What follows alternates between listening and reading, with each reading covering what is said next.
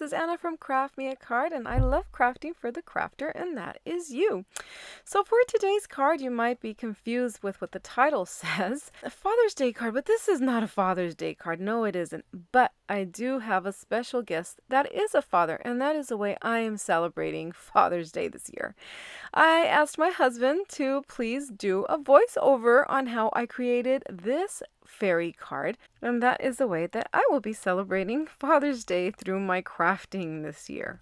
Hopefully in the near future I will be creating a masculine card to make up for the lack of time that I had this year to create a Father's Day card. So with no further ado, I present to you my wonderful husband, Carlos. Thank you so much, sweetie, for doing this. Take it away, baby! Okay, first off, that guitar intro was amazing. Who was that? Alright, so you're going to take a sheet of paper, and you're going to, then you're going to take your stamp, dab the stamp pad so that you can get enough ink onto the stamp, and then you can place it on your card. Then you're going to want to get some embossing powder, I think it's what it's called, and then you're going to sprinkle it onto the card, and then you're going to take your heat gun and it's going to melt that powder onto the card itself, and it'll give like a really nice embossing effect. Yoo-hoo! So here we're placing the card on the paper, and we're taping it down so that it just doesn't move, it doesn't go anywhere. We've got a lot of work to do. Now we have our canvas. Now we're going to take our markers and we're going to select them first off, the colors that we're going to work with. We're selecting all similar shades of the same color, just to give it some pretty look. And we're going to brush the card with this liquid. I don't know what the liquid's called, but we're brushing it. And we're going to take our marker and put some ink onto our palette. And this is the water brush pen, and we're going to lightly brush in the areas that need to be brushed in. You're going to want to start at the bottom of these petals and just work your way up, I guess increasing in darkness or in lightness if you're going the other way.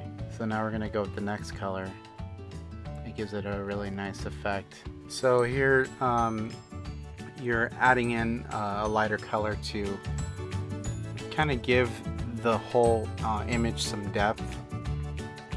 You can see that the image is starting to shimmer a little bit, and that's probably due to the embossing powder on.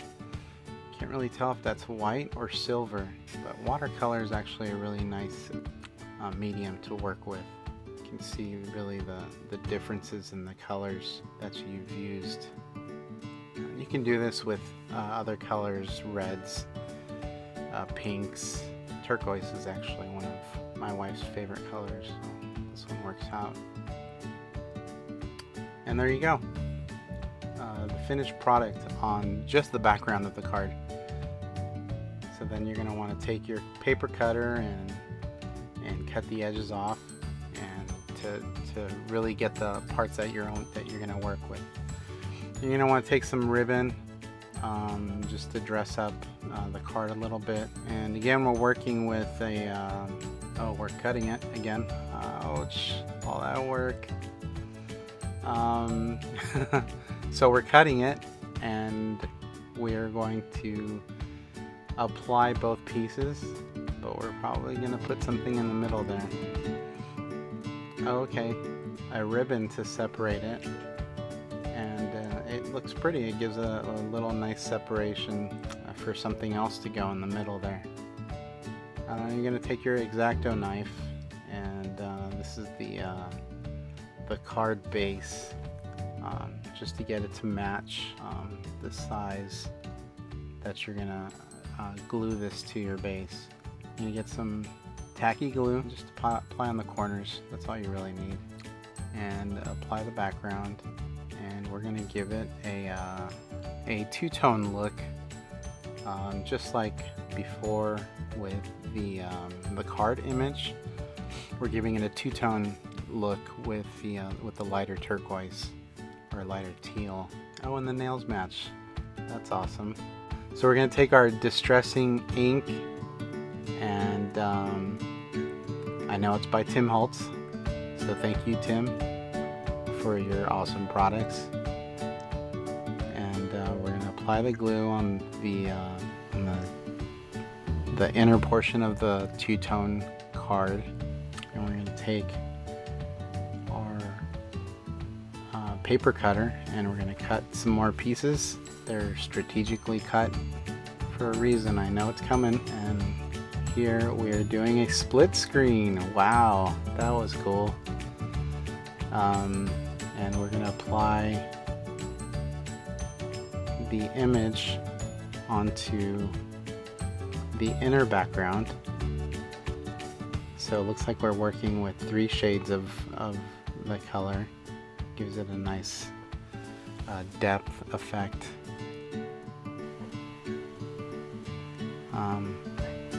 I don't know what the emoji was for. Oh, I see. We're supposed to tuck it. So we're supposed to tuck it. Tuck the ribbon in and spread the glue on the inside of the ribbon. Nice. So then you lay it across the card and then you tuck in the other side. It almost looks like a bed. Now we're going to apply our fairy image. This is a fairy card, and we've die cutted the fairy image out onto like a chrome piece of paper. These pieces of paper are amazing. They think of anything now. So we're going to apply some glue to the back of the chrome paper, and we're going to place it right in the middle of the card. We're going to push on it with all our might. Then we're going to put a bow at the top of what looks like a basket where the fairy is sitting in. So then we're going to take a stamp, and this stamp says, "Hi there." Hey, hi there, back to you. So here you're going to take a paper punch and punch out the sentiment. So then you're going to take your distressing ink and again distress the edge of that. We're highlighting this hole punch by McGill. It's the purple grip one, and it gives a nice little pinpoint hole in small places. Or push the ribbon right through it. So you're going to clamp with your clamper. You're going to grab some scissors and you're going to cut the edge of the ribbon so that it doesn't float over the edge of the card. Now you're going to take some edges that you've cut out with a die cut. And that's it. I hope you enjoyed the video. Subscribe to the channel.